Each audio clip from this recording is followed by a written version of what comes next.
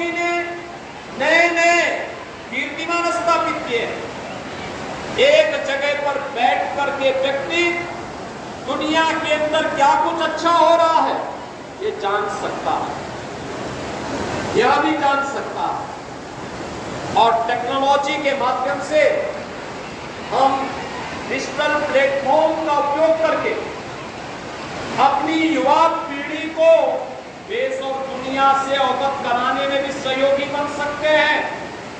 साथ साथ अगर किसी शिक्षक ने अच्छा कंटेंट तैयार किया है किसी एक विषय का, किसी एक चैप्टर का, तो उसको भी हम एक जगह में बैठ करके पूरे देश के अंदर के तमाम संस्थानों में एक साथ प्रस्तुत कर सकते हैं। यानी अब ऐसा नहीं कि उस शिक्षक की फिजिकल उपस्थिति वहां अनिवार्य हो, ऐसा नहीं होता, ऐसा नहीं हो सकता।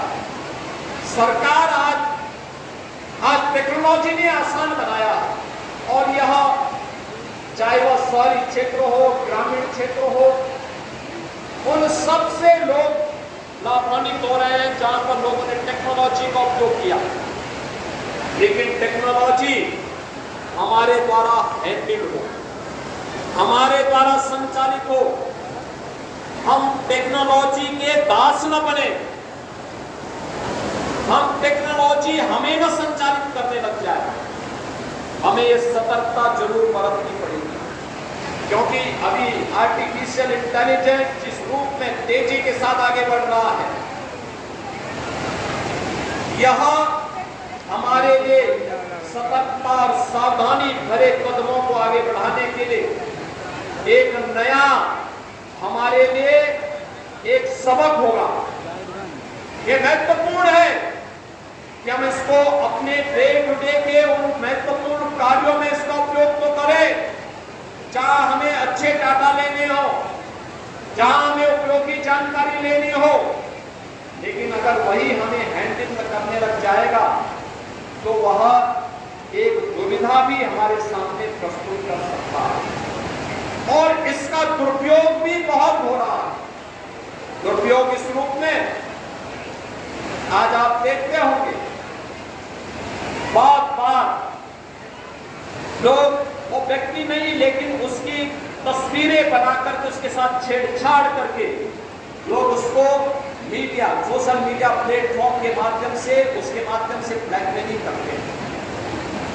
साइबर फ्रॉड जिसके माध्यम से व्यक्ति को डिजिटल अरेस्ट करके उसके माध्यम से भी बेवकूफ बना दिया जाता है और व्यक्ति ठगा का ठगा महसूस करता है कि जब उसको ठग लिया जाता है, सारा पैसा निकाल लिया जाता है, तब उसको पता लगता है तो मुझे बेवकूफ बना दिया गया। यद्यपि सरकार ने अपने स्तर पर उसकी सुरक्षा के लिए कुछ कदम उठाए हैं। हर जनपद में एक साइबर थाना दिया है, हर थाने में साइबर हेल्प डेस्क भी दी है। लेकिन टेक्नोलॉजी का उपयोग उतना हो जो हमारे लिए उपयोगी हो, हमारे पाठ्यक्रम को आगे बढ़ाने में उपयोगी हो, जो हमारे लिए किसी कंपटीशन में आगे बढ़ने के लिए उपयोगी साबित हो, वहां पर तो हमें इसका उपयोग करना चाहिए। लेकिन अगर हम अपने समय का 5 घंटे, 6 घंटे, 4 घंटे केवल सोशल मीडिया प्लेटफॉर्म में देखने में खर्च कर रहे हैं तो हम अपना समय भी खर्च कर रहे हैं, अपना श्रम भी खर्च कर रहे हैं और अपने शरीर के साथ भी धोखा दे रहे हैं। क्योंकि लगातार आप अगर उसको देखेंगे तो असमय आंखें भी जवाब देने लग जाएंगी। हमें कभी भी इतना समय नहीं देना। जहां हमें कोई डिजिटल लाइब्रेरी देखनी हो, कोई महत्वपूर्ण डाटा दुनिया का देखना हो, उससे कुछ महत्वपूर्ण जानकारी लेनी हो, अब तो चैट बात में अगर आप जाएंगे, जीपीटी में अगर आप जाएंगे, उसमें केवल एक बार बोलेंगे कि मुझे इस विषय में कोई एक चैप्टर तैयार करना है, आपको 2-3 मिनट के अंदर वो बना करके उपलब्ध करवा देगा। और उपलब्ध करवाने के बाद थोड़ा बहुत उसमें वाक्यों में फेर आपको करना पड़ सकता है, लेकिन वो आपके लिए उपयोगी हो सकता है। लेकिन उस पर निर्भरता नहीं होनी चाहिए। आपको अपने स्तर पर भी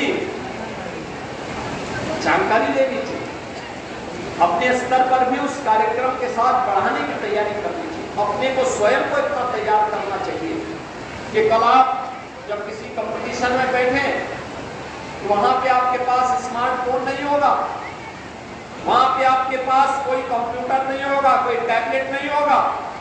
वहां पर पता लगा कि आप केवल इस भरोसे रह गए और वहां पे आप कोई कैलकुलेशन न जान रहे हैं, कोई भी किसी भी प्रकार की कोई जानकारी आपके पास नहीं है, आपकी निर्भरता केवल एक कंप्यूटर पर, एक कैलकुलेटर पर और एक टैबलेट पर निर्भर रह गई है, तो मान करके चलिए कि कंपटीशन आपके लिए पहाड़ हो जाएगा। हमें अपने जीवन में इस प्रकार के पहाड़ नहीं खड़े होने देने, अपने जीवन को सरल और सुगम बनाना है, स्वयं पारंगत होना है, एक एक चीज के बारे में जानकारी लेना है, छोटे छोटे उपकरण के माध्यम से पाठ्यक्रम को आसान बना करके अपने कार्यक्रमों को आगे बढ़ाना है और शिक्षा को अपनी राष्ट्रीयता के साथ जोड़ करके देश काल और परिस्थिति के अनुरूप हम उन चुनौतियों से जूझने के लिए अपने आप को तैयार कर सके जो आज भी हमारे सामने है और आने वाले समय में उसके कुछ विभत्स स्वरूप भी सामने देखने को मिल सकते हैं।